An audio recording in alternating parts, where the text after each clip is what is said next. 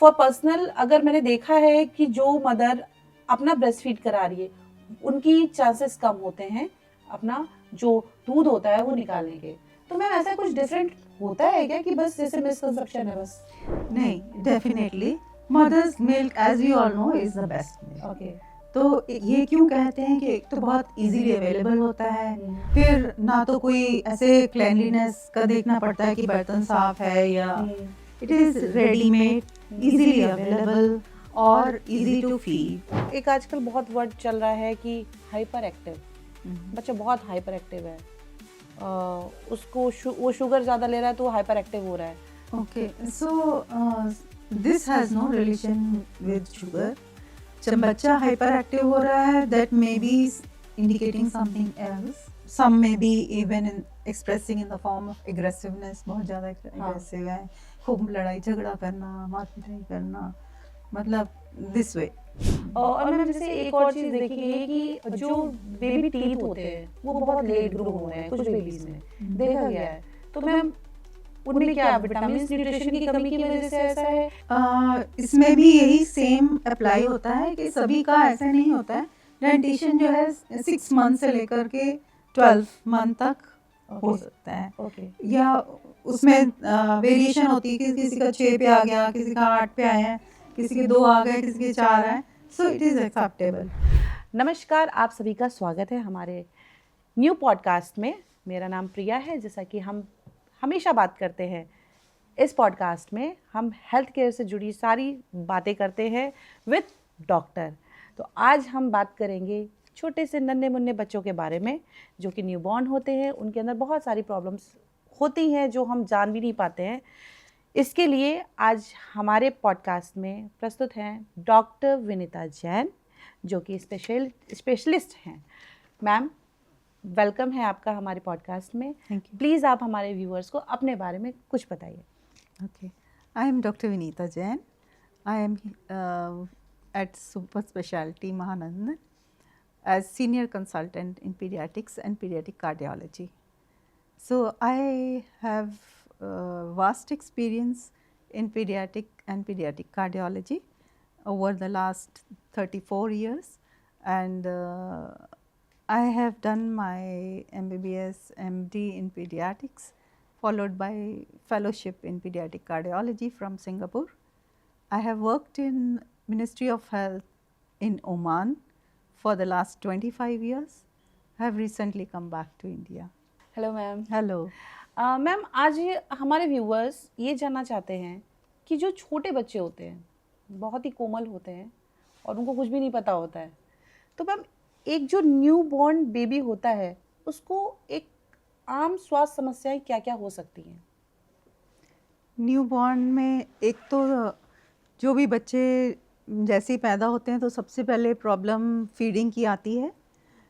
तो शुरू में जो प्राइमरी मदर्स होती हैं जिनका फर्स्ट बेबी होता है, एक तो उनको the way they have to feed they don't know, so उनको अटैचमेंट की प्रॉब्लम हो सकती है, किस तरह से फीड करें वो नहीं समझ में आता है। फिर उनका पेट भरा है या नहीं भरा ये भी नहीं मालूम पड़ता है, और उनकी फीड भी एडिक्वेट नहीं आती है initially, it takes little time. जैसे बच्चा फीड करने लगता है तो धीरे धीरे लेट डाउन रिफ्लेक्स से फीड्स आने लगती हैं। ऐसे में क्या होता है, एक तो उनको मालूम नहीं पड़ता है, और दूसरा थोड़ा कम फीड आ रही है या नहीं आ रही है तो इमीडिएटली वो क्या ऑप्ट करते हैं कि टॉप फीड शुरू कर देते हैं, क्योंकि सभी लोग घर के पीछे लगे रहते हैं कि बच्चा भूखा है उसको फीड कराओ। इवन इफ़ कि आ भी रहा होता है तो ये उनको मालूम नहीं पड़ पाता है कि ये फीड पूरी है कि या नहीं है, तो वो टॉप फीड शुरू कर देते हैं।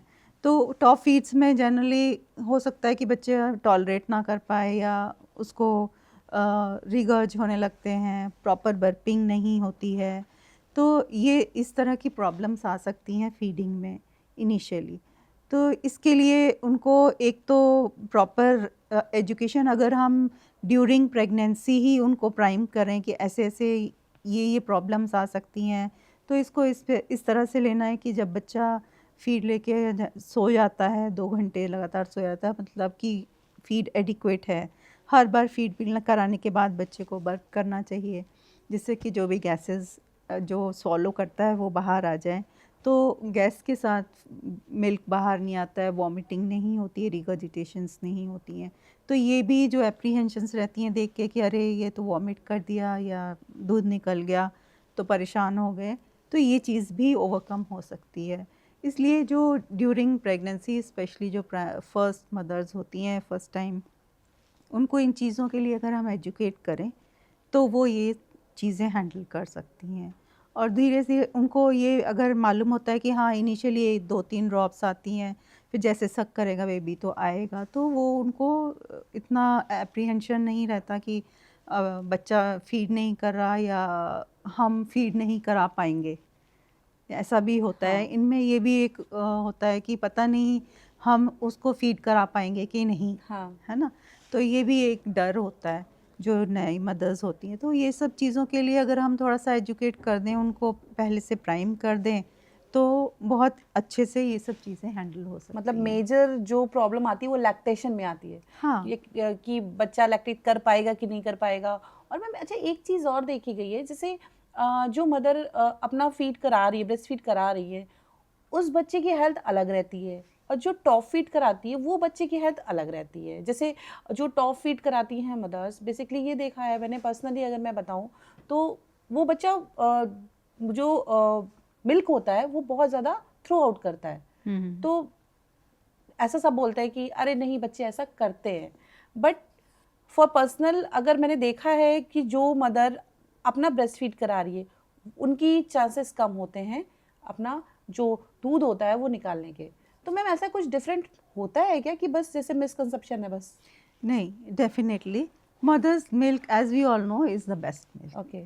तो ये क्यों कहते हैं कि एक तो बहुत इजीली अवेलेबल होता है, एप्रोप्रिएट टेम्परेचर पे होता है, आपको कोई प्रेपरेशन नहीं करनी पड़ती है। फिर ना तो कोई ऐसे क्लेanलीनेस का देखना पड़ता है कि बर्तन साफ़ है या हाथ हाइजीनिकली ये प्रिपेयर किया हुआ है या नहीं।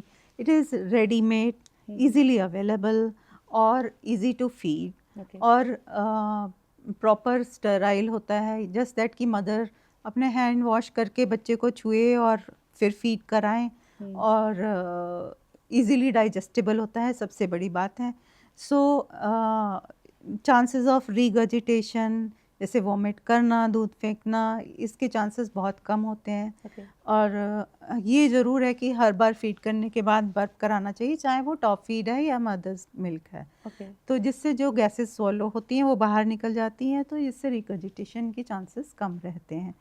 बट हाँ, ये इससे एक तो बॉन्डिंग मदर और बेबी की भी बहुत अच्छी होती है, क्योंकि वो ज़्यादा टाइम डिवोट करते हैं और ज़्यादा अटैच्ड रहते हैं इमोशनली भी। और ये एक लेट डाउन रिफ्लेक्स भी होता है कि जैसे वो ब्रेस्ट पे लगाते हैं तो they get a let down that the baby needs more, so the more milk will be produced. Like, so it is according to the need of the baby, the milk will be produced and given, and as much as the baby wants, the milk is available and they get.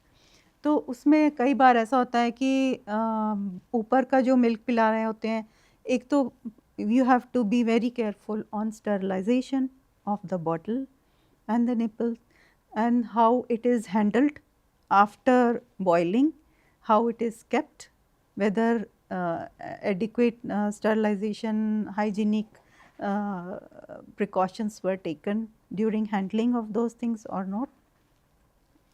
फिर उसके बाद preparation of milk, जो readymade आप जो formula milk लेंगे, milk powder में water मिलाना है, whether that is boiled adequately, kept and then used properly, and whether the dilution is in proper ratio or no. Okay. क्योंकि कई जो है जितना कहीं छोटा स्पून है कहीं बड़ा स्पून है, मिल्क ज़्यादा हो गया या पानी ज़्यादा हो गया, तो उसमें डाइल्यूशन में फ़र्क हो जाएगा, कैलोरीज की अप्रोप्रिएट मिलती हैं या नहीं, ये Okay. भी एक चैलेंज रहता है। तो जो not that educated, they will not even read, or some who are educated also, they might not read how it is to prepare. So कई जो है ज़्यादा डाइल्यूशन में देते हैं, so they get less calories, weight gain adequate नहीं होता है। फिर क्योंकि प्रॉपरली हाइजीनिक एनवायरनमेंट में नहीं बनाया जाता है, प्रॉपर स्टरलाइजेशन नहीं लेते हैं तो chances of infection will be more, so they will be repeatedly expose to infection, diarrhoea हो जाता है, लूज मोशंस हो जाएंगे तो उससे weight loss, all these problems will come. Infection in itself will not help in proper weight gain. So these babies will be compromised in that way. Plus immunity जो mother's milk में आती है वो इसमें नहीं इतना होता है. Okay. So all these things play a big role in Okay. the growth and development of the baby. Ma'am milk से अगर हम बात कर रहे हैं, जैसे मदर मिल्क तो मतलब अमृत है, और टॉप फीड के लिए अगर जो हम डिब्बे वाला दूध बोलते हैं सब लोग, या अनदर ब्रांड्स के आते हैं, उसकी बात अलग कर लेते हैं. रूरल एरिया में, गांव में जो या छोटे शहर हैं, वहाँ पे ये बॉक्स वाले को प्रेफरेंस नहीं दी जाती है, वो गाय का दूध देते हैं. तो मैम जो न्यू बॉर्न है या बड़े हो, मतलब 5-6 महीने के बच्चे हैं, जब तक वो फूड नहीं इंट्रोड्यूस करते तब तक उनको जो गाय का दूध दिया जाता है या बफेलो दूध मिल्क दिया जाता है, तो मैम वो कितना बेनिफिशियल है उनके लिए, है भी या नहीं है? नहीं देना चाहिए, ये इनको नहीं देना चाहिए, because in this age the milk, cow milk proteins may not be tolerated, Okay. so they may develop cow milk allergies. Okay. So instead of gaining weight they will have multiple problems. Same अगर goat milk है तो उससे अलग problems हो सकती हैं, इसलिए ये milk बिल्कुल नहीं देने चाहिए, इसको avoid करना चाहिए. और breast milk is readily and easily available, so we all should promote giving breast milk. तो मैं अपने व्यूअर्स से रिक्वेस्ट करूँगी कि जो भी इस वीडियो को देख रहे हैं और उनके न्यूबॉर्न बेबी हैं, तो अगर उनको कोई भी सजेस्ट करता भी है काऊ मिल्क, गोट मिल्क या बफेलो मिल्क, तो प्लीज़ अपने बच्चे को इंट्रोड्यूस ना करें, उससे बहुत सारी एलर्जीज़ हो सकती हैं और बहुत सारी प्रॉब्लम्स क्रिएट हो सकती हैं.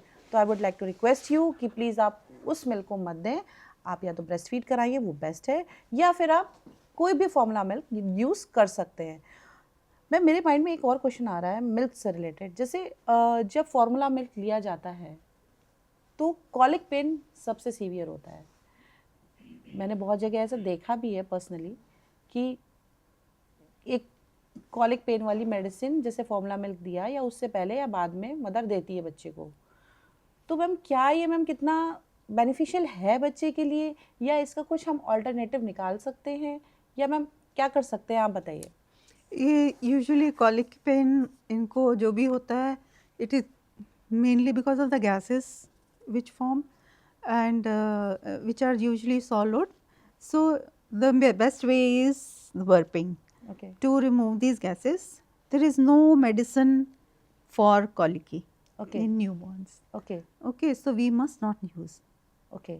So this is just a myth कि हम कोई भी ऐसे आयुर्वेदिक या ये वो ड्रॉप्स पिला देते हैं, but it has no meaning. This is just gaseous swallowed gas which causes the pain because of the gases rolling. Okay. So just burping and putting them in the prone position or slightly raised, lift the head and put them in the right lateral position. Whatever gases are there, it will go off. Okay. So that is how it goes. Okay ma'am, जैसे ये भी देखा गया है कि जैसे छोटे छोटे जो बच्चे होते हैं वो बार बार बीमार पड़ जाते हैं. मोस्टली कोल्ड कफ बहुत जल्दी उनको हो जाता है, सीज़न चेंज होता है या फिर वो एसी में रहते हैं और नॉर्मल अगर टेम्परेचर में रख दिया तो इस वजह से टेम्परेचर डिफरेंस की वजह से बहुत ज़्यादा उनको जल्दी कोल्ड हो जाता है. तो मैम उससे कैसे बचाया जाए उनको?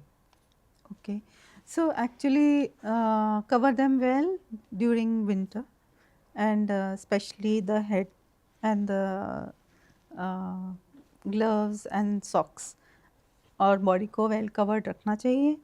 और this helps in one way and the second is कि जब भी कोई घर में आता है, the first thing is baby को लेके किस करा और पास मुँह के लगाया.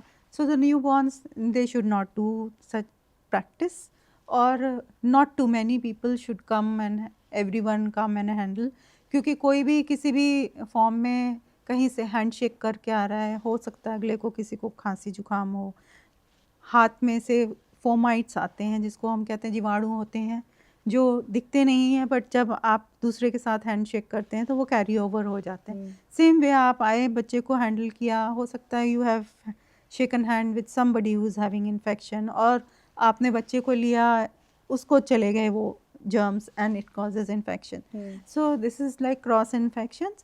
So जितना कम लोग हैंडल करें न्यूबॉर्न्स को आते जाते छूना करना, तो मिनिमल हैंडलिंग, मिनिमल लोग टच करें, so that they are kept safe and secured. like okay ma'am, जैसे न्यू बॉर्न है मैम, तो उनको टीकाकरण करवाए जाते हैं, बहुत से लोग करवाते हैं, बहुत से लोग इसको इग्नोर भी कर देते हैं, तो मैम ये कितना बेनिफिशियल है बच्चे के लिए, प्लीज़ हमारे व्यूअर्स को बताइए।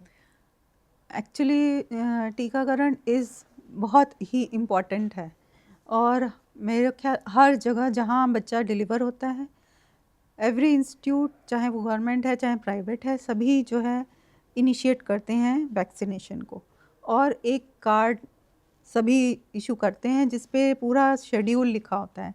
जब भी वो पहला टीका लगाते हैं, अगले की तारीख लिख देते हैं, इस तारीख पे आना, क्योंकि ये बच्चा ड्यूरिंग द फर्स्ट 1.5 ईयर इतने उसको मल्टीपल वैक्सीन्स होते हैं अलग अलग इंटरवल्स पे, कि एक जना हम अगर पेरेंट्स को बताना चाहें कि 1 महीने के बाद 1 महीने, तो हो सकता है उनको याद ना रहे, उनके भी एक बच्चा नहीं हो सकता, 1-2 और हों, तो इससे भूल सकता है। इसलिए हमेशा उनके कार्ड्स पे मेंशन होना चाहिए कि अगला डेट ये ड्यू है, तो वहाँ पे उस दिन आके लगवा लेना चाहिए। ये टीकाकरण तो बहुत ही इम्पॉर्टेंट है, जिससे हम जो चीज़ प्रिवेंट कर सकते हैं, जितनी बीमारियाँ, वो प्रिवेंट करनी चाहिए, जिससे हमको मालूम है कि हम ये करा लेंगे तो बच्चा सेफ़ रहेगा। तो इससे अच्छी बात क्या है कि अगर हम किसी बीमारी को होने से पहले ही उसको बचा लें। और मैम जैसे टीकाकरण लोग कराते हैं, शेड्यूल्ड रहता है, बट कभी कभार स्किप भी हो जाता है, तो मैम उस केस में क्या किया जाए? उस केस में जब भी आपको जब भी याद आए कि ये टीका था, ये तो मिस हो गया, तुरंत कांटेक्ट करें डॉक्टर को। तो वो आपको रीशेड्यूल कर देंगे। अगर उस दिन होता हुआ उस दिन हुआ, या नेक्स्ट अगर विद इन अ वीक अगर है दूसरा, साथ में कर देंगे। In this way they will reschedule the things and give the vaccine. Okay, तो मैम बच्चों के सही मानसिक और शारीरिक विकास के लिए सबसे ज़्यादा ज़रूरी क्या है? एक तो पौष्टिक आहार, ओके, है ना, और ये टीकाकरण जिससे हम इन्फेक्शन प्रिवेंट करेंगे, जिससे उनका ओवरऑल डेवलपमेंट अच्छा रहेगा। और एक घर का वातावरण किस तरह का है, ज़्यादा से ज़्यादा बच्चों के साथ इंटरेक्ट करें, जिससे उनके ग्रोथ और डेवलपमेंट, जैसे आप बात करते हैं, जो जितने ज़्यादा हमने देखा है पेरेंट्स जितने ज़्यादा टॉकेटिव होते हैं, बच्चा आपका उतनी जल्दी चीज़ें पिकअप करता है, और the child will be more vocal and expressive, और उसका डेवलपमेंट भी उसकी तरह अच्छा होता है। Okay, so these things will help. Okay ma'am, जैसे आजकल जनरेशन देखी जा रही है, बहुत से न्यूबॉर्न मेरे सामने देखे हैं, प्रॉब्लम क्या आती है, 13-14 मंथ्स के हो जाते हैं बट वो प्रॉपरली चल भी नहीं पा रहे हैं, तो मैम वो सिचुएशन कहाँ से आ रही है? क्या मतलब लाइफस्टाइल का इफेक्ट हो गया है या फिर कुछ जेनेटिक चेंज हो गया है? नहीं, ऐसा नहीं है। देखो, थोड़े वी कैन नॉट से और ड्रॉ अ लाइन कि सभी जो है 1 साल पे चलने लगेंगे। हाँ, देयर इज़ अ वेरिएशन कि आप 50th सेंटाइल जो है बच्चे चलने लगेंगे, बट थोड़ा 2 महीने 3 महीने आगे पीछे हो सकता है। हो सकता है कुछ कहेंगे हमारे जो है 10 पे चलने लगा, हाँ, खड़ा हो गया। हाँ, कुछ कहेंगे नहीं हमारा 13 पे खड़ा हुआ, कुछ कहेंगे 15 पे तो इस लाइक 2-3 महीने आगे पीछे हम एक्सेप्टेबल होता है। ओके। और मैम जैसे एक और चीज़ देखी गई है कि जो बेबी टीथ होते हैं वो बहुत लेट ग्रोन हो रहे हैं कुछ बेबीज़ में, देखा गया है, तो मैम उनमें क्या विटामिन न्यूट्रिशन की कमी की वजह से ऐसा है या फिर वो उनकी बॉडी इस तरीके से बनी हुई है? इसमें भी यही सेम अप्लाई होता है कि सभी का ऐसा नहीं होता है। डेंटिशन जो है 6 मंथ से लेकर के 12 मंथ तक हो सकता है। या उसमें वेरिएशन होती है कि किसी का 6 पे आ गया, किसी का 8 पे आया है, किसी के 2 आ गए, किसी के 4 आए, so it is acceptable, it's not. तो विटामिन डी तो हम सभी को प्रिस्क्राइब करते हैं टिल 1 ईयर, तो so that they are all well covered and having appropriate vitamin D. Okay तो मैं व्यूअर से रिक्वेस्ट करूँगी, यहाँ पे हमारी डॉक्टर सजेस्ट कर रही हैं कि बच्चों को विटामिन डी देना बहुत ज़रूरी है, तो आप उनका सप्लीमेंट जारी रखें।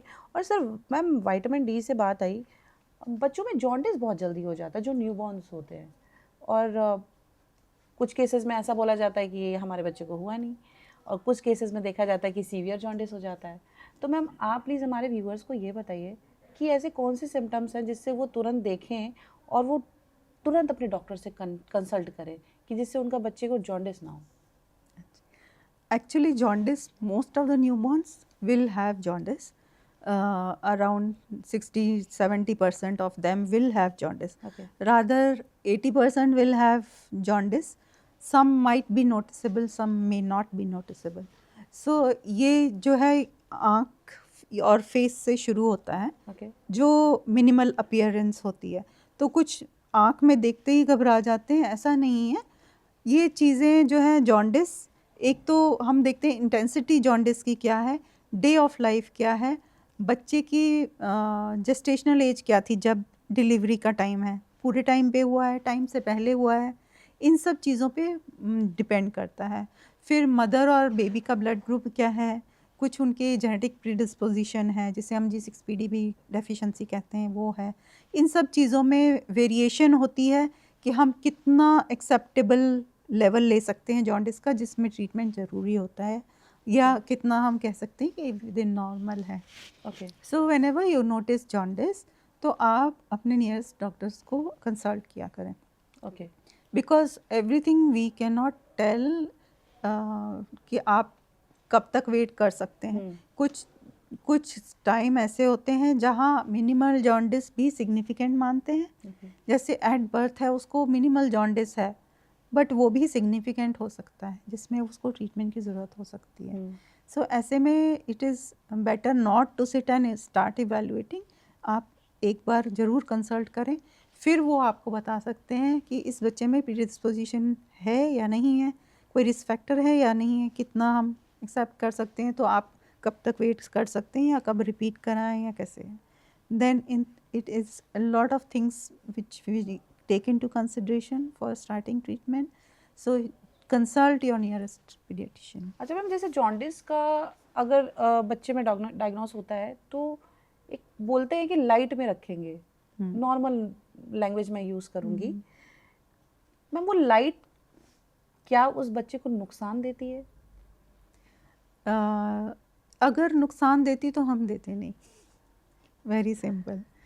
तो वो फ़ायदा होता है इन केसेस ऑफ जॉन्डिस, और कुछ उसके नुकसान हैं जिसके लिए हम उसकी आइज़ कवर करते हैं, एक्सपोजर नहीं होना चाहिए, और जेनिटल्स को कवर करते हैं मेल में। ओके। तो ये चीज़ें otherwise it is given as a treatment okay. For jaundice. Okay. जैसे मैम आजकल देख रहे हैं कि बच्चे, छोटे छोटे बच्चे भी होते हैं, वो स्क्रीन इंट्रोड्यूस हो गई है, विदाउट उसके तो मतलब मुझे लगता है आजकल की लाइफ ही नहीं है, चाहे वो टीवी हो, चाहे वो फ़ोन हो, चाहे वो लैपटॉप हो, तो बच्चे आजकल स्क्रीन से इंट्रोड्यूस हो गए। तो मैम क्या उनके वो माइंड में या उनकी मेंटल डेवलपमेंट में कुछ अफेक्ट करेगा, नुकसान करेगा?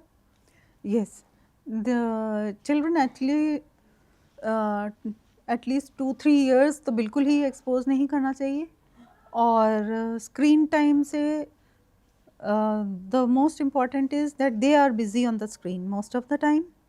So in a way you are also busy, that you are not noticing this what is happening. तो आप दोनों ही बिजी हैं, जिससे इंटरेक्शन मिनिमाइज हो जाता है बच्चे का। और बच्चे की ग्रोथ एंड डेवलपमेंट के लिए न्यूट्रिशन के अलावा उसका इंटरेक्शन विद फैमिली, सोशलाइजेशन बहुत ज़रूरी है। So this in a way will affect psychologically, and they will be busy in something which is not that required at that time, so should not be given. Okay ma'am, आजकल बच्चों में ये भी देखा गया है कि वो सोशली इंटरेक्ट नहीं होते हैं, किसी से जल्दी बात भी नहीं करते हैं, इवन अगर उनके पास फ़ोन है तो वो फ़ोन में ही बिज़ी रहेंगे, और ये भी देखा गया है कि मिलना भी नहीं चाहते हैं, बाहर भी नहीं जाना चाहते हैं, बस स्क्रीन दे दो मुझे। तो मैम क्या ये बच्चा ऑटिज़म के तरफ मूव कर रहा है या उसकी बॉडी में या उसके माइंड में कुछ चेंजेस आ रहे हैं? मैम आप इस चीज़ को क्या किस तरीके से समझाओगे? Actually, giving more time on screen that cuts them off socially, okay and health wise we will say even physically, unka nutrition that also gets affected because they are busy here. जो वो खा रहे हैं कुछ भी chips जो भी हाथ में आया खाया, not eating proper food, so that itself all the time sitting on that, all these will add to obesity and poor nutrition, not appropriate. So this is one part. Another part is social and psychological. Since they are completely cut off socially, तो उनका वैसे ही जो है development poor हो जाता है because they are not talking, not interacting with anybody. So by interaction you come to know how to behave and how to act, like how to be socially active.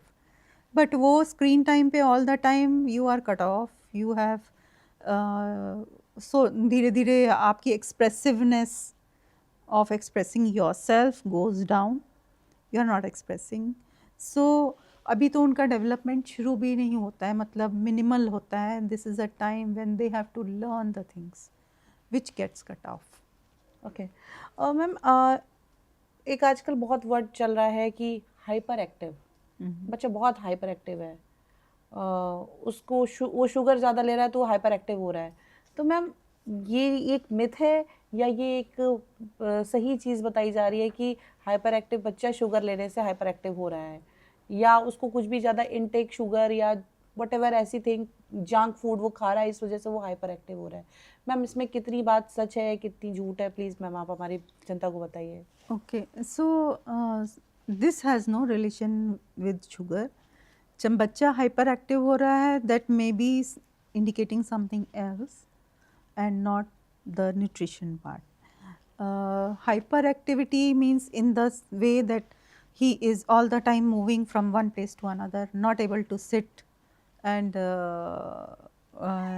like if going to school he's not concentrating in what he is doing, leaving the things. एक जगह बैठने को बोला है कि he cannot sit at one place for more than few seconds. वो एक जगह से दूसरी जगह हॉप करेगा, will not complete his work and leave and move. So this like आप जैसे ही हमारे चैम्बर में एंटर करेगा बच्चा, तो हम अगर बात कर रहे हैं तो वो कहीं और देख रहा है, उठ के चल पड़ा, वो उठाया, ये उठाया, पेंसिल उठा दी, वो करा, हर चीज़ उठा के खोल के देखना, मतलब not able to concentrate and not able to sit at one place constantly. This is like hyper activity. और whether some may be even in expressing in the form of aggressiveness, बहुत ज़्यादा aggressive है, खूब लड़ाई झगड़ा करना, मार पिटाई करना, मतलब this way. There are different ways that this hyperactivity can come in play. तो मैम इसको किस तरीके से क्योर किया जा सकता है? पेरेंट्स क्या करें ऐसा कि उनका बच्चा जो इस तरीके की एक्टिविटी कर रहा है, या कौन सी ऐसी थेरेपी करानी है जो उस बच्चे को इन सब चीज़ों से बचाया जा सके? Okay, so one most important is that they have to notice what is happening at home. Is the baby not, if the child is not getting proper attention, what is the reason? Or some another new baby has come, seeing that he is becoming or behaving like that, or he is feeling neglected. Okay. So what is the cause? So we should, like if coming to me, I will take a detailed history to know what is happening at home. So what is precipitating all these things? Or he is all the time on the screen, nobody is seeing, so he's busy, and when they try to pull off, and he will throw tantrums just to get it. Because I have seen some of the parents, even they will अच्छा कुछ नहीं, अच्छा ये नहीं मान रहा, चल ले स्क्रीन देख ले, ये मूवी देख ले, ये सॉन्ग देख ले, ऐसा. तो then they will try to feed और try to do the things कि ये तो चलो बिजी है तो हम भी अपना काम कर लें, ऐसा नहीं. We have to find what is the reason for that, and then targeted treatment approach should be given. Okay So that is the okay ma'am, आजकल ना बच्चों की नींद भी बहुत चेंज हो गई है, बच्चे सोते नहीं हैं.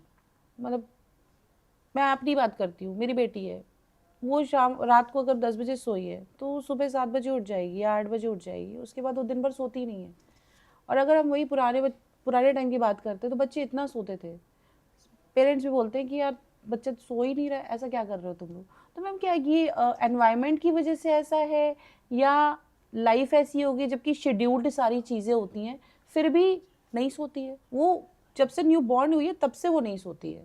तो मैम इसमें क्या चेंजेस, इसके लिए आप क्या बताओगे मुझे कि बच्चे में कोई चेंज है या मैंने कुछ अलग चीज़ें कर there रखी might हैं. be some precipitating factors, but if बच्चा बड़ा है और अगर स्क्रीन ज़्यादा देख रहा है, that may be one cause for not sleeping. Okay Because there is like a pattern when they feel too much tired, and at that point of time, if no other lucrative thing is around, then they when feeling tired they will immediately go off to sleep. But at that very point, if you give something or they happen to have something which would कि नींद आपकी postpone हो गई है, वो time चला जाता है, then they may not sleep.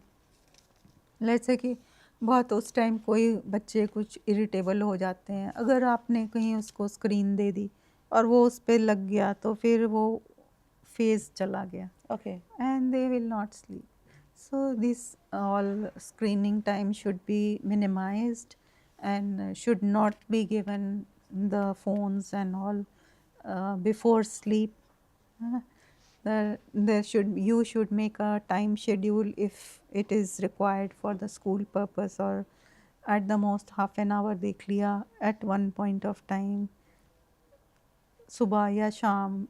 सुबह usually they are going to school, तो शाम को अगर आधा घंटा आपने दिया, ठीक है, तुम पहले खेल के आओगे, फिर उसके बाद अगर तुम्हारा काम है तो half an hour you can have it, and then you do, then we will sit and talk and have family time. So that would help definitely. Ma'am सबसे ज़्यादा जब बेबी को बुखार हो जाता है तो पेरेंट्स सबसे बड़ी गलती क्या करते हैं उस टाइम पे? आपके पास केसेस आते होंगे बहुत सारे, तो मैम सबसे ज़्यादा आपको क्या केस देखने को मिलता है? ओके, सो फीवर डिपेंड्स कि एज भी मैटर करती है. अगर तो 3 मंथ्स और 6 मंथ से कम है बच्चे, तो ये बच्चों को फीवर होता है तो ठीक है, मेडिकेशन पैरासीटामोल यूजुअली आपको जब भी वैक्सीनेशन के लिए जाते हैं तो देते हैं कि ये इतनी डोज है, ये दे सकते हैं.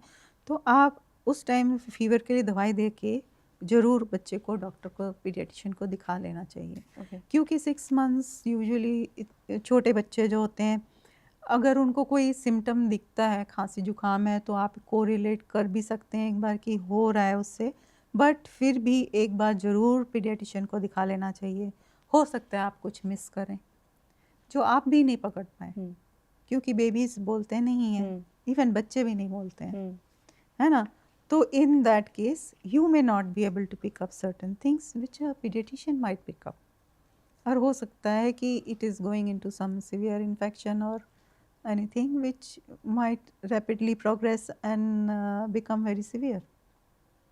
Okay So all babies, especially जो सिर्फ फीवर है और छोटा बेबी है, तो एक बार दिखा लेना चाहिए कि कहीं कोई और इन्फेक्शन कान का है, ब्रेन का है, चेस्ट में इन्फेक्शन है, या कोई और प्रॉब्लम हो रही है, वो तो नहीं. तो ये सब चीज़ें, examination is very important. Okay ma'am. और मैम जैसे जो न्यू पेरेंट्स बने हैं, मैम आप उनको क्या सलाह देना चाहेंगी? न्यू पेरेंट्स, एक तो उनको शुरू से एंटीनेटल पीरियड में जो मदर है उसको थोड़ी सी she should be educated a little bit about feeding, how to feed and what is the like what things she should not worry about and what she should know about. So जब भी babies cry करते हैं, हर बार ज़रूरी नहीं है कि वो milk के लिए ही क्राई कर रहे हैं. So they should be checking what is happening. कहीं यूरिन किया है, कहीं स्टूल किया है, या कोई कोलिक है, क्या है reason. So they should slowly learn and know their babies what is happening to them. So ये धीरे धीरे चीज़ें मालूम पड़ेंगी कि कैसे क्या है. हमेशा यही नहीं सोचना कि फीड ही के लिए रो रहा है और उसका आप हर बार ज़्यादा ज़्यादा फीड करे जा रहे हैं तो पता चला कि वॉमिटिंग ही शुरू हो गई. जो है बच्चा हर बार रोने पे हम फीड कर रहे हैं तो हर बार उसको वॉमिट कर रहा है. दिन में हो सकता है 8-10 बार उसको वॉमिटिंग हो रही है. तो ये परेशानी की एक और वजह हो सकती है. बट इन केसेस में अगर बच्चा आप फीड कर रहे हैं और दिख रहा है कि बच्चा ठीक ग्रो कर रहा है, एक बार ज़रूर पीडियाट्रिशियन को दिखाएं तो वो भी खुद देखेंगे कि वेट गेन हो रहा है उसका ठीक है कि नहीं है, सब कुछ ठीक चल रहा है. तो maybe it is just overfeeding. So हर रोना इज़ नॉट फीडिंग. ओके. और मैम ये भी देखा गया जैसे बच्चे छोटे बच्चे होते हैं ना उनको कोल्ड हो जाता है तो नज़ल ड्रॉप बहुत यूज़ की जाती है. मैम वो किस हद तक उनके लिए सेफ़ है? ओके. जो नेज़ल ड्रॉप्स हैं बेबीज़ के लिए, if you are using saline nasal drops which is what salt in water. Okay. So these are available now as Nasoclear. Different brand name से आती हैं जिनमें सिर्फ सेलाइन होता है, ओके. not any antihistaminic which we use for the grown ups. Okay. वो नहीं जब तक यूज़ करते तो हम जितनी भी बार यूज़ करना है यूज़ कर सकते हैं. These are not harmful, okay. but we have to make sure that these are saline nasal drops. Okay. So वो saline nasal drops आप 8 to 10 drops like or depend on how big the baby is, 2 3 or 4 5 or 8 10 whatever the baby age is, accordingly we can give. And any number of time you think that it is blocked or it is causing problem, before feeding you can give, before sleep you can give, whenever you are hearing noisy breathing, it is blocking the nose, is having mouth breathing, you can give. It is not harmful. It is completely safe as long as it is saline nasal drops. Okay. Ma'am एक और चीज़ बहुत देखी गई है जैसे बच्चों को cold हो जाता है तो नेबुलाइज कराया जाता है. क्लिनिक्स पे भी होता है, हॉस्पिटल्स में भी होता है. अब आजकल क्योंकि नेबुलाइज़र मार्केट में ईजिली अवेलेबल है तो लोग घर में भी करते हैं. मैम वो बच्चों के लिए कितना सेफ़ है? ओके. नेबुलाइजेशन कोल्ड के लिए नहीं करते. यूजुअली हम अगर उसको चेस्ट कफ है या वीज़ है तो उसके लिए करते हैं. जो हम कहते हैं स्पैज़म हो रहा है उसके लिए हम करते हैं. अगर कोल्ड में यूज़ करते हैं तो जनरली कि डिपेंड्स कि आप नेबुलाइजिंग सॉल्यूशन क्या यूज़ कर रहे हैं, जो उसमें डाल रहे हैं वो क्या है. Is it simple सेलाइन. सेलाइन यूज़ करना कोई हार्मफुल नहीं है. आप अगर नेज़ल ड्रॉप से आपके नहीं है या किसी ने सजेस्ट भी किया है कि नेबुलाइज कर दें कोल्ड में, सेलाइन डाल के यूज़ करें तो कोई हार्म नहीं है उसका कुछ. You can use any number of time and it is not harmful. But if you are given for cough and you are given some bronchodilator, then also I would like to give this message that giving nebulizer for bronchospasm, जिसको हम Vs कहते हैं, उसमें जो आम लोगों के जनता जैसे कहते हैं अस्थमा है या इन्फेक्शन है उसकी वजह से स्पैज़म हो गया है, उसके लिए यूज़ करते हैं तो हम यूज़ कर सकते हैं, उसका कोई हार्म नहीं है as long as we are giving under prescription और हमने उनको enough educate, we have educated them. The only misconception people have while using the nebulization is कि क्या हमारा बच्चा इस पे डिपेंडेंट हो जाएगा, तो क्या उसको ये सारी उम्र देना पड़ेगा. ऐसा कुछ नहीं है. ये ना तो डिपेंडेंट होते हैं बच्चे इस पे और ना ही इसका ऐसा कोई साइड इफ़ेक्ट होता है कि ये कैरी ऑन हो जाएगा पूरी लाइफ, ये सब मिसकंसेप्शन है। ओके तो जो भी ब्रोंकोस्पैज़म है, द ईज़ीएस्ट वे इज़ कि आप नेबुलाइज़ कर लेंगे तो उससे बच्चा इमीडिएटली रिलीफ हो जाता है। एंड हमारी भी यही कोशिश होती है कि बच्चे को, कोई भी बच्चा जिसको सांस की तकलीफ़ हो रही है या लेने में मुश्किल हो रही है या कफ हो रहा है जिससे उसको स्पैज़म हो सकता है, तो ऐसे में नेबुलाइज कराना is good and beneficial and they must use that which will relive that baby immediately. Okay तो उसके लिए हमको इंतज़ार नहीं करना चाहिए कि ये सोच के कि अरे ये बच्चा जो है डिपेंडेंट हो जाएगा, इसको यही नहीं देना है।